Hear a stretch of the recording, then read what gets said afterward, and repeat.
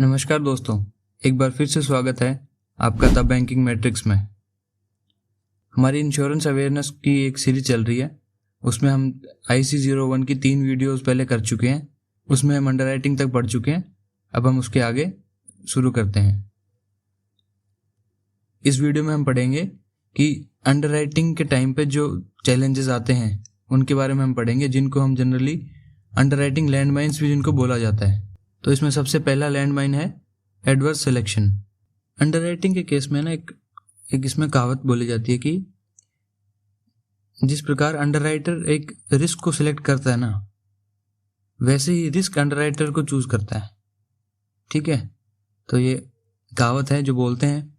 अभी हम इसके आगे डिटेल में इसको पढ़ते हैं। इसमें क्या है, एडवर्स सिलेक्शन का मतलब होता है कि जो चीज़ हमें सिलेक्ट नहीं करनी थी हमने फिर भी वो कर ली। और एडवर्स सिलेक्शन कब होता है, जब हम हाई रिस्क एप्लीकेंट्स को हम एक्सेप्ट कर लेते हैं और लो प्रीमियम के ऊपर। मतलब प्रीमियम, मान लो किसी चीज, एक पर्टिकुलर चीज का एक रिस्क ज्यादा था और हमने अगर उसको हम एक्सेप्ट करते भी उस रिस्क को, तो हमें प्रीमियम ज्यादा लेना चाहिए था, पर हमने कम प्रीमियम पे उस रिस्क को एक्सेप्ट कर लिया। तो ये हमारे लिए एडवर्स सिलेक्शन हो गया है। ये बिजनेस हमारे लिए प्रॉफिटेबल नहीं रहा। और अगर हम इस चीज को कंटिन्यू करेंगे तो ये हमें एक बैड बिजनेस की तरफ लेके जाएगा। और इसमें फिर आगे चल के क्या होता है, बैड रिस्क हमारा बढ़ता जाता है और गुड रिस्क हमारा वो छोड़ता जाता है। ऐसा क्यों, अब इसको एक एग्जांपल से समझते हैं। मान लो आपको एक हेल्थ इंश्योरेंस आप दे रहे हो और आपने एक प्रीमियम फिक्स कर दिया कि मैं तो 5,000 रुपये में दूंगा।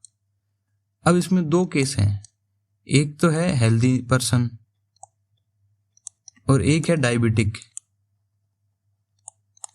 ठीक है, अब आपने बोला मैं तो 5,000 में दूंगा, तो हेल्दी पर्सन बोलेगा कि मुझे बाहर किसी मार्केट में 3,000 रुपये में अगर इंश्योरेंस मुझे मिल रही है, जनरली हेल्दी पर्सन के लिए 3,000 में मिलती है, तो मैं 5,000 रुपये क्यों दूंगा।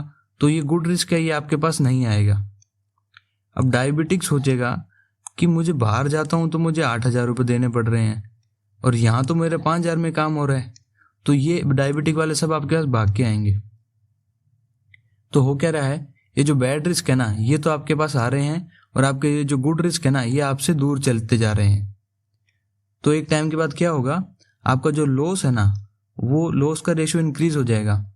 लॉस रेशियो हम कैसे देखते हैं, हमने क्लेम्स पे किए और हमारे पास जो प्रीमियम हमने कितना कलेक्ट किया। ठीक है, अब होगा क्या, अगर हमने सारे बैड रिस्क ही कलेक्ट कर लिए तो हमारा जो क्लेम्स हम देंगे वो हमारा इंक्रीज होता जाएगा। ये इंक्रीज हुआ तो हमारा लॉस रेशियो इंक्रीज हुआ। तो अब हम क्या करेंगे, हम लॉस रेशियो को कम करने के लिए हमने हमारा प्रीमियम बढ़ा दिया। और हमने जैसे ही हमारा प्रीमियम बढ़ाया तो जो बचे खुचे थोड़े बहुत भी जो हेल्दी हमारे पास जो थे ना, हमारे ये जो क्या बोलते हैं इसको, गुड अगर इसको बोलते हैं, वो था, तो वो भी चले जाएंगे।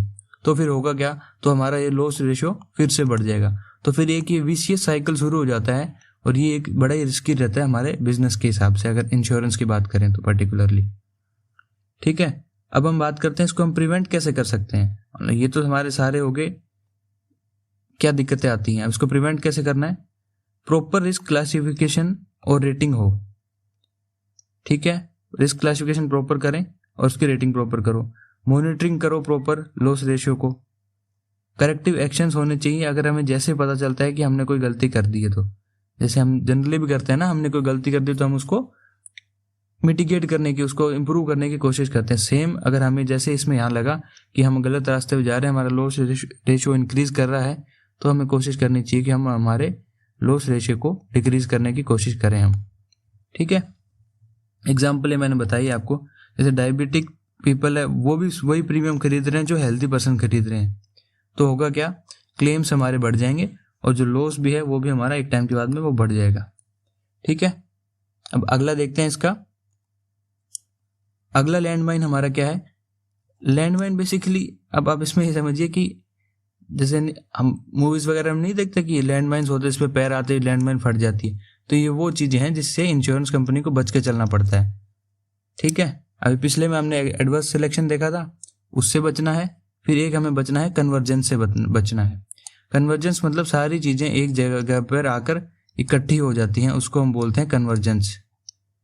ठीक है, concentration of business in one product, region, channel और क्लाइंट ग्रुप। ठीक है, अब इसको आप डिटेल में यहाँ पे देखिए कि माना कि मैंने कोई बिजनेस कर रखा है और उस बिजनेस को मैंने एक ही जियोग्राफी, मैंने मान लो मैंने पूरा एरिया मेरा ये जो गंगा वाला बेल्ट है उस एरिया में मैं काम करता हूँ मान लो, तो होगा क्या, जैसे ही बाढ़ आएगी मुझे ज़्यादा लॉस हो सकता है। तो इसके लिए मुझे मेरे जो बिजनेस को मेरे को डाइवर्सिफाई करना चाहिए, कुछ नॉर्थ में रीजन में करूँ, कुछ साउथ में, कुछ ईस्ट में, कुछ वेस्ट में। क्लाइंट्स की बात करूँ, माना कि मेरे सारे के सारे क्लाइंट कॉर्पोरेट हैं, कॉर्पोरेट बिजनेस के हैं, या फिर एक ही क्लाइंट है कॉर्पोरेट में भी। अब वो क्लाइंट मान लो धोखा कर गया, जैसे विजय माल्या था, विजय माल्या किसी इंश्योरेंस कंपनी का क्लाइंट हो, उसने इंश्योरेंस लिया और वो भाग गया, तो और सारा का सारा उस कंपनी ने सिर्फ विजय माल्या पे डिपेंड करती हो वो, तो वो कंपनी तो डूब जाएगी ना। इसलिए हमें हमारे रिटेल भी कस्टमर्स होने चाहिए, कॉर्पोरेट में भी हमारे डाइवर्सिफाइड कस्टमर्स होने चाहिए। अगला है, इसमें चैनल्स की बात करते हैं। चैनल्स मतलब होते हैं कि हम हमारी इंश्योरेंस के जो प्रोडक्ट्स हैं वो किस हिसाब से हम किस हिसाब से उसे बेच रहे हैं। एजेंट्स के थ्रू बेच रहे हैं, ब्रोकर्स के थ्रू बेच रहे हैं, या फिर ऑनलाइन सेल कर रहे हैं हम। अब जैसे LIC का एग्जांपल लेते हैं, इसमें LIC का मैक्सिमम काम चलता है एजेंट्स के थ्रू। हमने देखे होंगे, हमारे घरों पे भी आते हैं LIC के एजेंट्स। तो अब आप एक सिनेरियो सोचिए कि LIC के सारे एजेंट्स मान लो स्ट्राइक कर दें, और उन्होंने मान लो 5 दिन की स्ट्राइक कर दी, तो सोचो LIC को कितना नुकसान होगा। अब इन्होंने डाइवर्सिफाई करना शुरू कर दिया है, पर फिर भी इनको काफ़ी नुकसान होगा। ठीक है, तो इसलिए हमारे प्रॉपर चैनल्स हमें डाइवर्सिफाई करके रखना चाहिए। प्रोडक्ट्स, सिर्फ एक ही प्रोडक्ट में हम तो सिर्फ लाइफ में देंगे, या फिर हम हेल्थ में देंगे, या फिर हम सिर्फ मोटर में देंगे, तो ऐसा मत नहीं करना चाहिए, हमें डाइवर्सिफाई करके रखने चाहिए। और ये सब काम हमें क्यों करना है, क्योंकि हमें एक बैलेंस्ड बुक बनानी है, ताकि हम ऐसे रिस्क के अगेंस्ट में प्रोटेक्ट कर सकें। ठीक है, क्योंकि डाइवर्सिफाइड रहेगा तो अगर कहीं लॉस हो रहा है तो कहीं प्रॉफिट हो गया, हमारा एक ओवरऑल हम नेट प्रॉफिट निकाल सकते हैं। और अगर मान लो हमने सब एक ही जगह कंसंट्रेट करके पैसा लगा दिया और वो हमारा जो सेगमेंट था वो अनवायबल हो गया, तो हमें उस केस में हैवी लॉसेस होंगे। ठीक है, एग्जाम्पल में इसमें ये बता रखा है कि ओनली मोटर इंश्योरेंस बिजनेस एक कंपनी करती है, तो उसको लॉस हो सकता है अगर मान लो ऑटो मार्केट स्लो हो जाता है तो। ठीक, अगला इसमें थर्ड देखते हैं, एक्यूमुलेशन। ये भी एक लैंडमाइन है। ये कब होता है कि जब बहुत सारे रिस्क एक ही लोकेशन पे हो या फिर इंटरडिपेंडेंट हो। और इसमें क्या है कि एक सिंगल इवेंट बहुत सारे मल्टीपल लॉसेस करवा सकता है। जैसे माना कि फ्लड आ गई, साइक्लोन है या टेररिज्म है। मान लो मैंने एक ही जगह सारा मेरा बिजनेस कर रखा है और उस एरिया में बाढ़ आ गई, तो उस बाढ़ की वजह से मुझे बहुत सारा नुकसान होगा, मतलब एक साथ मुझे कई जगह में नुकसान हो सकता है। तो उस नुकसान को, उस जो रिस्क को हम बोलते हैं कैटेस्ट्रोफिक रिस्क बोलते हैं उसको। ठीक है, एग्जाम्पल से समझते हैं, किसी कंपनी ने इंश्योरेंस दे रखी है कार वालों को, और उस एरिया में साइक्लोन आ गया, मान लो चेन्नई है, उस सिटी में साइक्लोन आ गया और उस कंपनी का सारा बिजनेस भी उसी एरिया में है, तो उसको कितना नुकसान होगा आप सोचो। ठीक है, मान लो एक छोटा शॉपिंग मॉल है और उसमें एग्जाम्पल ऐसा समझो कि एक इंश्योरेंस कंपनी ने अपने एक एजेंट को टारगेट दिया कि आपको जाना है और आपको 20 आपको इंश्योरेंस करनी है, 20 शॉप ओनर्स की इंश्योरेंस करनी है, शॉप्स की। ठीक है, अब उसने वो आलस कर गया, उसने क्या किया, वो एक मॉल में गया और मॉल में जाके उसने 20 दुकानों की उसने इंश्योरेंस कर दी। अब होगा क्या, हिसाब से तो उसको अगर प्रैक्टिकली बात करें तो उसको तो ये करना चाहिए था कि मानो वो 10 मॉल्स में जाता और हर जगह वो 2 दुकान की इंश्योरेंस करता, तो टोटल 20 इंश्योरेंस हो जाती, तो उससे उसका रिस्क डाइवर्सिफाई हो जाता। अब उसने क्या किया, वो एक ही मॉल में गया और 20 इंश्योरेंस कर दी, 20 दुकान की इंश्योरेंस कर दी उसने। तो इससे क्या होगा, जो उसका रिस्क डाइवर्सिफाई होना था ना, वो नहीं हुआ। अब मानो कि इस मॉल में आग लगी तो सारे की सारी 20 का उसको क्लेम देना पड़ जाएगा, तो उसके लिए तो ये लॉस हो जाएगा। ठीक है, वैसे ही अगला है कि मान लो कार्गो आ रहा है, किसी कंट्री से कार्गो आता है और सारा का सारा जिस पोर्ट पे आ रहा है उसे एक सिंगल पोर्ट का मैंने वो कर दिया और सारा का सारा उसी पोर्ट पे आता है, उसी की मैंने इंश्योरेंस कर रखी थी और उसी पोर्ट पे डिजास्टर आ गया, तो सोच के देखो मुझे कितना लॉस हो जाएगा। ठीक है, इस प्रिवेंशन के लिए अब हम क्या करेंगे, जो हमारे एक्यूमुलेशंस हैं, जो हम एक क्या बोलते हैं इसको, एक लोकेशन पे या डिपेंड कर रहे हैं, उसको हमें रेगुलरली उसको ट्रैक करना पड़ेगा और उस एक्सपोजर को हमें डाइवर्सिफाई भी करना पड़ेगा। दूसरा क्या है इसमें कि हमें हमारे जो लॉस एक्सपोजर है उसको हमारी कैपेसिटी में रखना पड़ेगा। लॉस एक्सपोजर से मतलब है कि कुछ मैंने कैपिटल डाली और कुछ मुझे री इंश्योरेंस मिला, तो उन दोनों को मिला के मैं कितना लॉस झेल सकता हूँ, तो वो मेरा इसमें आ जाएगा लॉस एक्सपोजर। और हमारे अगर ऐसे लार्ज एक्यूमुलेशंस है तो उनको प्रोटेक्ट करने के लिए हमें री इंश्योरेंस भी लेना चाहिए उसका। अगला है इसमें कॉम्प्लेक्स रिस्क। कॉम्प्लेक्स रिस्क को हमें एनालिसिस उसका बढ़िया से करना पड़ता है अगर हम उसको अंडरराइट करते हैं तो, जैसे उसका डीप टेक्निकल एनालिसिस मैंडेटरी है, वो ज़रूरी है। और इसको हम एक्सेप्ट करें तो वो आफ्टर इवेल्यूएशन ही हम उसको एक्सेप्ट करें, और उसके जो प्रॉपर जो लार्ज लॉस सिनेरियोज हैं, क्योंकि अगर कॉम्प्लेक्स रिस्क है तो उसमें लॉस भी ज़्यादा अमाउंट का होगा, अगर होगा तो उसका हमें पूरा हम सिमुलेशन करके देखें। सिमुलेशन का मतलब होता है कि हम उस चीज़ को पहले से हम उसको फोरकास्ट करें, या पहले से हम उसको एक मतलब कंप्यूटर पे हम उसको पूरा कैलकुलेशन करके चलें कि कितना लॉस हमें हो सकता है अगर हम इसको अंडरराइट करते हैं तो। और ऐसे केस में हमें अपने आप को बचाने के लिए एडिक्वेट री इंश्योरेंस हमें लेनी चाहिए इसके लिए। और एक चीज़ इसमें और है, हमने री इंश्योरेंस ली किसी प्रोडक्ट की या फिर किसी इंश्योरेंस के अगेंस्ट में, तो उसकी कुछ टर्म्स एंड कंडीशंस होंगी, वो कुछ एक पर्टिकुलर अमाउंट ही कवर करेंगे। तो ऐसे में अगर हम जब इंश्योरेंस आगे दे रहे हैं किसी को, तो हम भी उसके टर्म्स एंड कंडीशंस उसके लगभग सिमिलर ही रखें, कि ऐसा ना हो कि हमने तो किसी का 100 करोड़ का इंश्योरेंस कर दिया और जो इंश्योरेंस कंपनी है वो बोल रही कि हम तो आपको जी 10 करोड़ का री इंश्योरेंस कर पाएंगे, तो ऐसे केस में हमारा बिजनेस फेल हो जाएगा। हाँ, ये चीज़ समझ में आती है कि हमने बोला 100 करोड़ का और इंश्योरेंस कंपनी ने बोला कि जी हम आपको 95 करोड़ दे पाएंगे, तो ये 95 करोड़ तो हमारा री इंश्योरेंस से आ जाएगा पैसा जो है, अगर कल को कुछ होता है तो, प्लस 5 करोड़ जो है हम हमारा खुद का कैपिटल यूज़ कर लेंगे इसमें। जो इंश्योरेंस कंपनी का भी तो पैसा होगा, वो 5 करोड़ इसमें यूज़ कर लेंगे। तो ये चीज़ ऐसे काम करती है।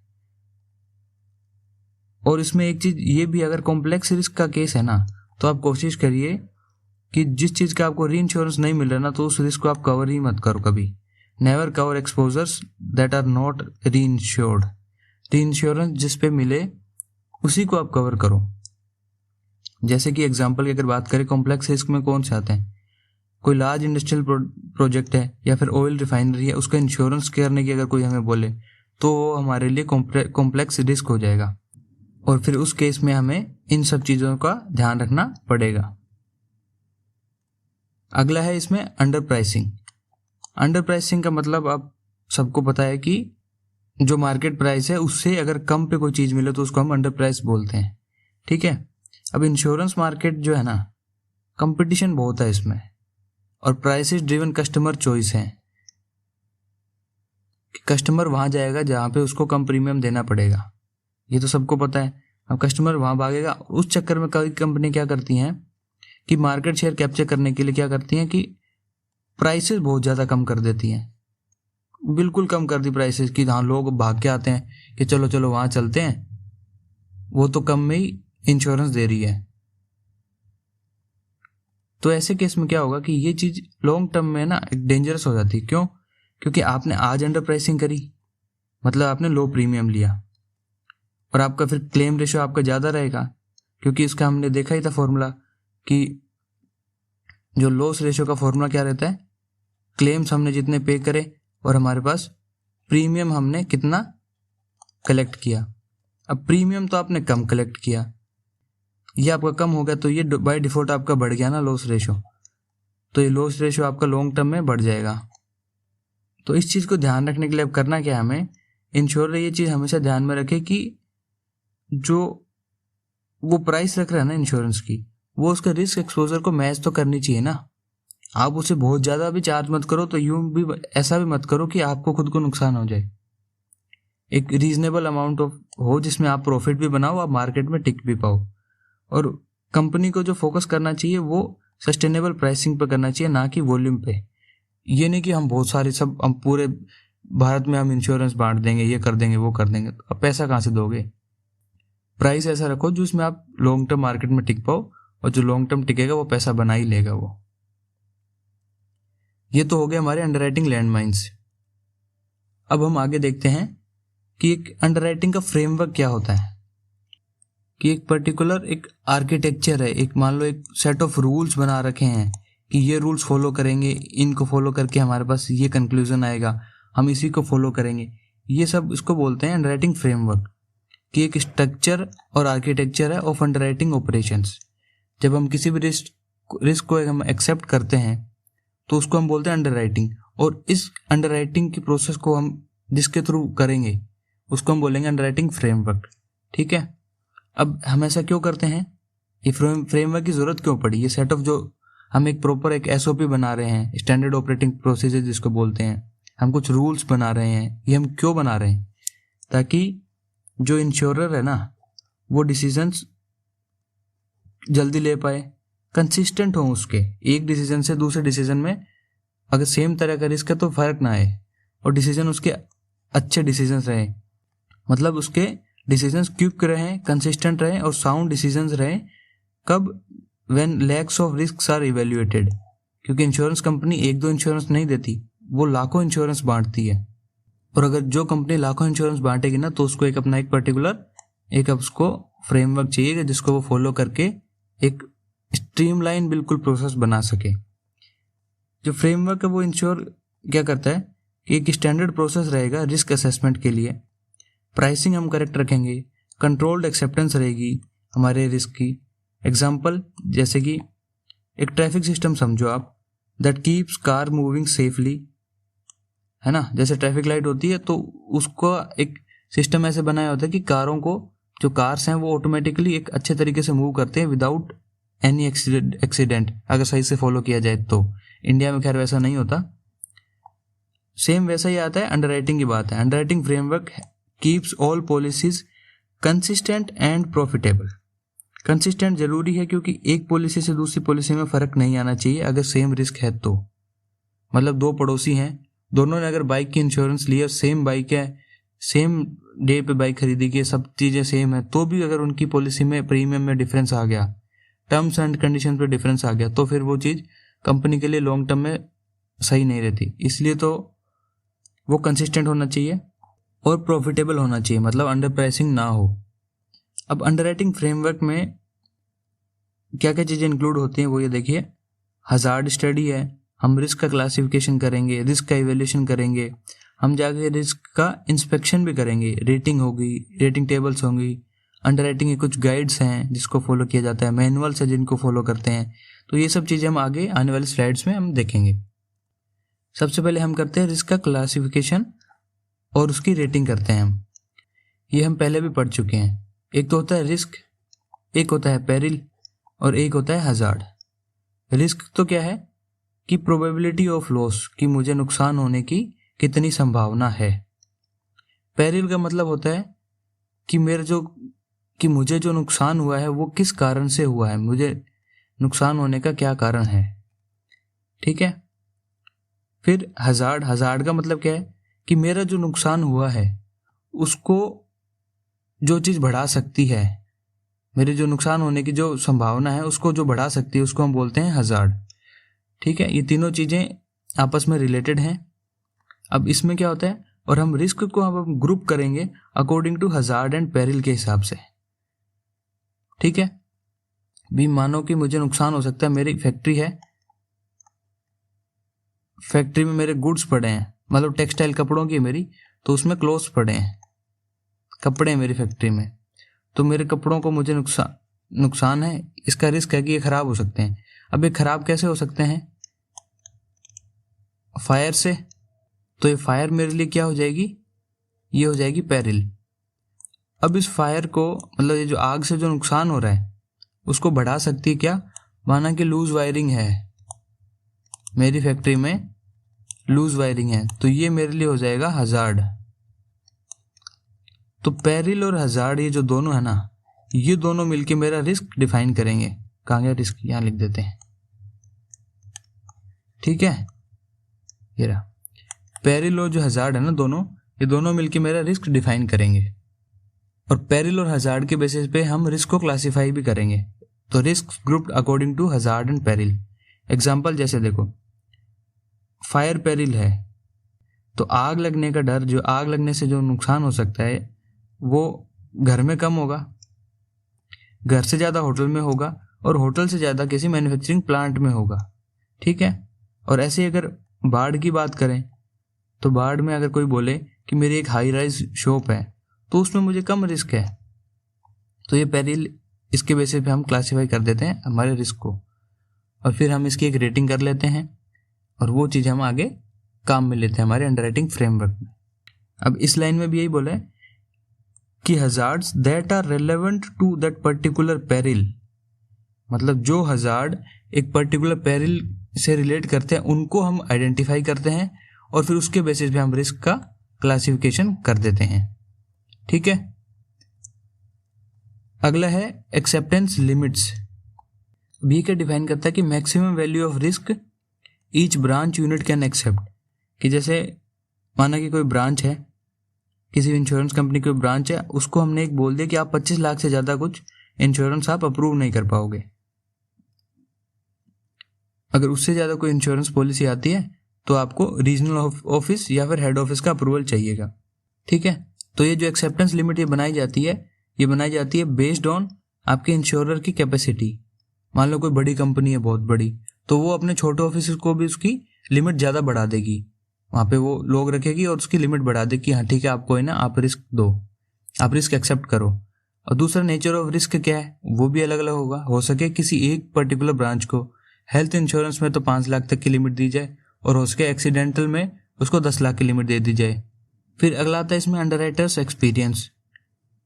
माना कि एक ही ब्रांच में 2 अंडरराइटर हैं, एक को एक्सपीरियंस तो है 10 साल का और एक को है 2 साल का।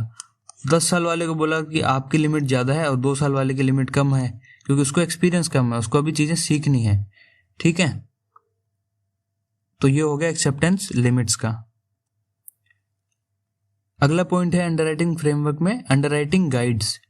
ये बेसिकली डिज़ाइन करी जाती हैं for field staffs and agents के लिए, ताकि उनके लिए एज ए टॉर्च बियरर का काम करती, कि आप इनको फॉलो करके आप अपना जो भी रिस्क एक्सेप्ट करना नहीं करना वो आप देख सकते हो। अब ये गाइड्स हैं, ये क्या एक्सप्लेन करती हैं कि क्या इन्फॉर्मेशन आपको कलेक्ट करनी है, किससे, जिसकी हम इंश्योरेंस कर रहे हैं, इंश्योर्ड पर्सन जो है उसकी क्या इन्फॉर्मेशन कलेक्ट करनी है, किस रिस्क को हमें एक्सेप्ट करना है, डिक्लाइन करना है, या फिर उसको स्पेशल अप्रूवल हमें चाहिएगा। हम उसको एक्सेप्ट कर सकते हैं बट विद स्पेशल अप्रूवल। ठीक है। प्रीमियम कैसे कैलकुलेट करना है, ये सब चीज़ें हमें इन गाइड्स में मिलती हैं। और आजकल तो मोबाइल ऐप आ गए हैं, तो उसमें सारी डिटेल डालेंगे तो वो ऑटोमेटिकली आपको सारी चीज़ें, क्योंकि कोड्स एंड रिन्यूअल सब बता देंगे क्या करना है, कैसे करना है। ठीक है।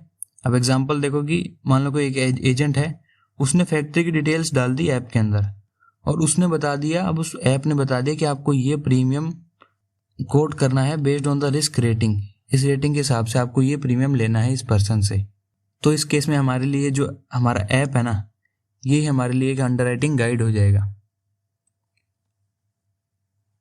अगला है कुछ अंडरराइटिंग मैनुअल्स की बात करते हैं।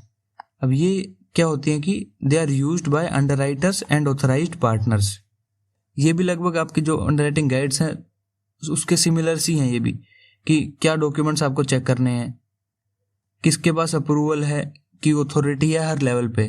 जैसे मान लो कोई डिस्ट्रिक्ट लेवल है, रीजनल लेवल है और हेड ऑफिस लेवल पे है, यहाँ की अलग लिमिट होगी, यहाँ की अलग लिमिट होगी, और एचओ की कुछ अप्रूवल की लिमिट अलग होगी, तो वो डिफाइन रहती हैं। अब क्या एसओपी इसमें आप फॉलो करोगे फॉर स्पेशल या फिर कॉम्प्लेक्स केसेस में, आप कौन सा एक particular set of rules follow करोगे, वो भी इसमें आ जाएगा। और ये चीज़ ये क्या इंश्योर करता है, ये जो अंडरराइटिंग मैनुअल्स हैं ये क्या इंश्योर करते हैं, ये इंश्योर करता है कि यूनिफॉर्मिटी रहेगी डिसीजंस में, कि पर्टिकुलर सेट ऑफ रूल्स। मान लो कि एक इंसान तमिलनाडु बैठा है और एक पर्सन जो इनका जो अंडरराइटर है वो राजस्थान बैठा है, उन्होंने सेम तरह के रिस्क एज्यूम करें, और इसने तो प्रीमियम निकाल के दे दिया 5,000 रुपये, और इसने राजस्थान वाले ने बता दिया 6,000 रुपये, तो ये तो उस कंपनी की जो पॉलिसी है उसके अगेंस्ट हो गया, कंपनी के लिए लॉन्ग टर्म के लिए अच्छा नहीं है। इसलिए यूनिफॉर्मिटी इन डिसीजन रहती है। अगर सबके पास एक प्रॉपर सेट ऑफ रूल्स रहेंगे ना और ये सभी उसको फॉलो करेंगे तो बाय डिफॉल्ट ही मान लो उसका प्रीमियम 5,000 ही निकलना था तो वो 5,000 ही निकल के आएगा, ना कि 6,000। ठीक है। और अकाउंटेबिलिटी भी इसमें फिक्स हो जाती है क्योंकि अलग अलग लेवल पे सबकी अप्रूविंग अथॉरिटी अलग अलग बता रखी है कि इस पोस्ट का पर्सन इस लेवल तक का अप्रूव कर पाएगा, तो अकाउंटेबिलिटी उससे फिक्स हो जाती है। और स्मूथ कोऑर्डिनेशन बिटवीन ऑफिसेज, ये इसका एग्जांपल मैंने आपको बताया। इस तरीके से कोऑर्डिनेशन भी इजी रहता है क्योंकि कल को मान लो राजस्थान वाला तमिलनाडु से वाले से पूछे कि भैया ऐसा ऐसा करके एक केस आया है, उसका हम कैसे प्रीमियम निकालें, कितना निकालें, तो ये तो बताएगा 5,000। और राजस्थान में कोई पर्सन बैठा है दूसरा जिससे उसने पूछा, उसने बताया 6,000। ठीक है। तो एक स्मूथ कोऑर्डिनेशन भी इस चीज से बनता है। एग्जाम्पल जैसे कि if flood coverage needs head office approval, तो ये मैनुअल है ना, ये क्लियरली मेंशन करेगा इस चीज को कि आपको मान लो बाढ़ के लिए आपको कवरेज चाहिए, तो उस कवरेज के लिए आपको हमें आप बोलो उसको कि भैया मुझे इसके लिए अप्रूवल लेना पड़ेगा हेड ऑफिस से, तभी मैं आपको इसकी वो दे पाऊंगा कि हम आपको फ्लड कवरेज करेंगे या नहीं करेंगे। ठीक है। अगला है इसमें अपडेटिंग अंडरराइटिंग। अपडेटिंग अंडरराइटिंग का मतलब क्या है? अंडरराइटिंग बेसिकली हमारे लिए तो एक एसओपी होगी ना, एक सेट ऑफ कुछ एक प्रोसीजर हो गया, प्लस इसमें कुछ रूल्स हैं जो हम फॉलो करेंगे ताकि हमारा जो बिजनेस है वो ग्रो कर पाए। ठीक है। अब जो फ्रेमवर्क है ना हमारा अंडरराइटिंग का फ्रेमवर्क, वो डायनेमिक होता है, must be dynamic to reflect new technologies, legal और tax changes, judicial decisions and new products और रिस्क्स। हमारा एक अंडरराइटिंग फ्रेमवर्क है। ठीक है। जैसे अभी एक लेटेस्ट एग्जांपल बात करें, 22 सितंबर से गवर्नमेंट ने क्या किया कि जो हेल्थ इंश्योरेंस है ना उस पे जीएसटी उस पे 0 कर दिया, 0%। अब कोई एक इंश्योरेंस कंपनी है, उसने इस चीज को 3 महीने लगा दिए इम्प्लीमेंट करने पे। ठीक है। और एक इंश्योरेंस कंपनी है, उसने उसको 22 सितंबर से ही इम्प्लीमेंट कर दिया। तो ये चीज तो निश्चित है कि इस कंपनी का जो बिजनेस है वो कम हो जाएगा और इस कंपनी का बिजनेस बढ़ जाएगा। और ये क्यों हो रहा है? क्योंकि उसने कुछ टैक्स चेंजेस हुए थे, उसको प्रॉपरली टाइमली इम्प्लीमेंट नहीं किए। इसलिए बोलते हैं कि जो अंडरराइटिंग का जो फ्रेमवर्क है वो डायनेमिक होता है और कोई भी चेंजेस टेक्नोलॉजी में है आप उठा के उसमें इम्प्लीमेंट कर दो। कुछ लीगल और टैक्स चेंजेस हुए, जितना जल्दी हो सके कर दो। जुडिशियरी कुछ डिसीजन आ गया, सुप्रीम कोर्ट, हाई कोर्ट, कुछ डिस्ट्रिक्ट कोर्ट का कुछ डिसीजन आया है और वो एक लैंडमार्क डिसीजन है या फिर उससे कुछ इफेक्ट हो सकता है आपकी पॉलिसीज पे, उठा के उसको इम्प्लीमेंट कर दो। कोई नया प्रोडक्ट या कोई नया तरह का रिस्क मार्केट में आ रहा है, कोई नया प्रोडक्ट किसी कंपनी ने निकाला है, आप भी उतना जल्दी उसको निकाल दो ताकि आप अपने डायनेमिकली आप उसको चेंज कर पाओ और वो आपके फ्रेमवर्क में रिफ्लेक्ट करे, वो आपके बिजनेस में रिफ्लेक्ट करे वो चीज़। और स्मार्ट अंडरराइटर का काम ही ये होता है। वो क्या करेगा? वो जो नए ट्रेंड्स को है ना जल्दी डिटेक्ट कर लेगा वो। ठीक है। और वो रिवाइज कर देता है रेटिंग्स को एंड एक्सेप्ट करता है रूल्स अकॉर्डिंगली। मतलब स्मार्ट अंडरराइटर क्या करेगा? कोई भी नया कोई चेंज आया जिससे उसके फ्रेमवर्क पे इफेक्ट आएगा, चाहे वो पॉजिटिव हो चाहे नेगेटिव हो, वो उसके हिसाब से डिसीजन लेगा और अपने फ्रेमवर्क को और बेटर बनाने की कोशिश करेगा। ठीक है। इसका एग्जांपल है, मानो कोई XYZ एक इंश्योरेंस कंपनी है, वो साइबर सेक्टर में इंश्योरेंस देती थी, तो उसको पता चला कि रैंसमवेयर अटैक आजकल बहुत ज़्यादा बढ़ने लगे। तो उसने क्या किया, जो अपनी जो साइबर इंश्योरेंस है ना उसका मान लो उसने प्रीमियम बढ़ा दिया उसने, तो वो वैसे उसने स्मार्टली डिसीजन ले लिया उसने और जल्दी ले लिया उसने। ठीक है। अगला है अंडरराइटिंग ऑडिट। ये क्या इंश्योर करते हैं? ये इंश्योर करते हैं कि जो अंडरराइटिंग है ना जो भी कर रहा है वो फॉलो करता है कंपनी की पॉलिसी को और अथॉरिटी लेवल सारे पूरे, कि मान लो किसी की लिमिट 10 लाख तक की है तो वो 10 लाख तक का ही लोन दे रहा है, कंपनी की पॉलिसी के हिसाब से लोन दिया गया है नहीं दिया गया, मतलब लोन क्या सॉरी इंश्योरेंस। ठीक है। तो इसमें चेक्स ये इन चीज़ों पे चेक रखेगा कि whether branch decisions are within limits. मानो किसी ब्रांच की 25 लाख की लिमिट है, आप इतना इंश्योरेंस दे सकते हो, तो उससे ज़्यादा तो उसने इंश्योरेंस नहीं दी, एक बात। दूसरा, जो आपका लॉस रेशियो है वो आपकी एक्सपेक्टेड रेंज के हिसाब से, कि मानो कि मैंने 1% का लॉस रेशियो रखा, तो वो उसको मैच कर रहा है कि नहीं कर रहा, जो डेलीगेटेड जो एजेंट है हमारे वो अपनी अथॉरिटी को प्रॉपरली यूज़ कर रहे हैं कि नहीं कर रहे, ये चीज़ें। और लॉस रेशो का फॉर्मूला तो हम देख चुके हैं कि क्लेम्स हमने कितने पे करे और प्रीमियम हमने कितना कलेक्ट करा उसके हिसाब से। और हाई रेशो अगर होगा ये तो इसका मतलब क्या है, हमारे लॉस हमारे ज़्यादा हो रहे हैं, इसका मतलब हमने अंडरराइटिंग जो करी वो पुअर करी है, हमारी जो पुअर अंडरराइटिंग डिसिप्लिन है, प्रॉपरली हमने नहीं किया, प्रॉपरली हमने रिस्क असेसमेंट नहीं किया, हमने उसका एनालिसिस नहीं किया, तो इसलिए हमारा लॉस बढ़ गया।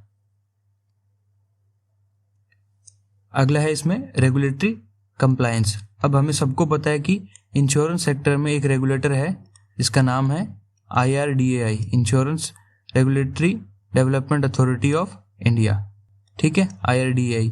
अब इसका काम क्या है, ये जो पॉलिसी होल्डर्स है ना उनके इंटरेस्ट को प्रोटेक्ट करने के लिए है, मेन इसका काम ये इंश्योरेंस कंपनियों के लिए भी बनाती है, पर इसके जो मेजर रूल्स हैं ना उसके वो बनते हैं पॉलिसी होल्डर्स के लिए, जो इंश्योर्ड है उसके लिए, ठीक है। अब इसमें की रेगुलेशंस क्या रहती हैं, सबसे पहले तो आपकी बोर्ड अप्रूव्ड अंडरराइटिंग पॉलिसी होनी चाहिए, नंबर 1, पहली बात तो। उसके बिना आप ऐसे नहीं कि आप गए उस पॉलिसी के हिसाब से आपने पॉलिसी बांट दी, नहीं, वो पॉलिसी जो आप दे रहे हो वो बोर्ड अप्रूव्ड होनी चाहिए, एक बात। दूसरा, आपको file and use and file ये आपको किसी भी प्रोडक्ट के लिए करना पड़ेगा। इसका मतलब क्या होता है, मान लो कोई ABC एक इंश्योरेंस कंपनी है, वो अपना एक प्रोडक्ट P के नाम से, प्रोडक्ट P है जो कि एक हेल्थ सेक्टर में हेल्थ इंश्योरेंस के लिए एक प्रोडक्ट है, वो लेके आई मार्केट में। अब इसको क्या करना पड़ेगा, या तो ये इस प्रोडक्ट को पहले लेके जाए IRDAI के पास, जब IRDAI इसको अप्रूव कर दे तब वो उसको यूज करे, मतलब पहले इसने इसके अप्रूवल के लिए फाइल किया, वो फाइल हो गया, फिर इसको ये यूज करे, तो ये तो हो गया फाइल एंड यूज। दूसरा है यूज एंड फाइल, कि इसने क्या किया, बोर्ड अप्रूव कराया और इसको यूज करना शुरू किया, और जैसे यूज करना शुरू किया इसने फाइलिंग के लिए भी अप्लाई कर दिया, तो इसको बोल दिया हमने यूज एंड फाइल। ये दोनों चीजें हैं, ये चीज भी उसको किसी भी प्रोडक्ट के लिए करनी पड़ेगी। फिर री इंश्योरेंस की कुछ रेगुलेशंस है वो फॉलो हो रही हैं कि नहीं हो रही, पॉलिसी होल्डर के प्रोटेक्शन रेगुलेशंस है वो भी आपको माननी पड़ेंगी, कुछ गवर्नमेंट की गाइडलाइंस हैं वो तो बेसिकली IRDAI दे देती है, कुछ अब हमारे जुडिशियरी की गाइडलाइंस है वो माननी पड़ेंगी, ठीक है। और इस रेगुलेशंस है इनसे हमें एक इंश्योर होते हैं हम किस चीज़ के रिगार्डिंग, कि हमारे जो प्रोडक्ट्स हम दे रहे हैं मार्केट में वो फेयर एंड नॉन डिस्क्रिमिनेटरी हैं, ठीक है। एक्चुअल प्रिंसिपल जो हम यूज़ कर रहे हैं वो हमारे बेटर प्रिंसिपल्स हैं, हम उनको फॉलो कर रहे हैं। हमारे स्कोप, बेनिफिट, एक्सक्लूजन, रिन्यूअल, ये सब हमने क्लियरली मेंशन करा टर्म्स एंड कंडीशंस में हमारी पॉलिसी के, ठीक है। तो ये सब चीज़ें अगर हम प्रॉपर रूल्स एंड रेगुलेशन जो हमारे जो रेगुलेटरी ने जो बताए हैं उनको हम फॉलो करेंगे तो हमारी ये चीज़ें ऑटोमेटिक हमारी इम्प्रूव हो जाती हैं। एग्जाम्पल इसका मानो कि if a product excludes flood, अगर कोई भी एक इंश्योरेंस पॉलिसी है उसमें उसने लिख दिया कि ये जो फ्लड है हम इसको कवर नहीं करेंगे, तो it must be clearly disclosed in the prospects. ये फिर घुमा फिरा के नहीं होना चाहिए, साफ साफ मेंशन होना चाहिए कि हम इसमें बाढ़ को कवर नहीं करेंगे, ठीक है। तो ये चीज़ें इसमें आ गई हैं। तो इसमें हमने 2 टॉपिक कवर करे हैं, एक तो चैलेंजेस इन अंडरराइटिंग और दूसरा है अंडरराइटिंग फ्रेमवर्क, ठीक है। अब आगे हमारे इसमें क्लेम्स और 1-2 टॉपिक और बाकी हैं IC01 के, तो वो हम आने वाली वीडियो में कवर करेंगे। तब तक के लिए तैयारी करते रहिए और मस्त रहिए। जय हिंद, जय भारत।